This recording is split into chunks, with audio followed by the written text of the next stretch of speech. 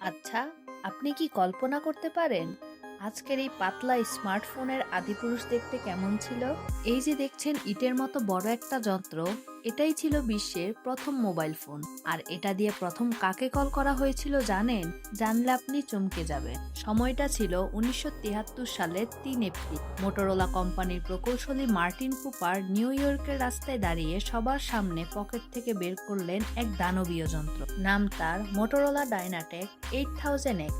কিন্তু মজার ব্যাপার কি জানেন, তিনি ফোনটা করে কাকে কি বলেছিলেন? তিনি কল করেছিলেন তার প্রধান প্রতিদ্বন্দ্বী কোম্পানি বেল ল্যাবসের জোয়েল এঞ্জেলকে, আর হাসতে হাসতে বলেছিলেন, জোয়েল, আমি তোমাকে একটা সত্যিকারের পার্সোনাল হ্যান্ডহেল্ড মোবাইল ফোন থেকে কল করেছি।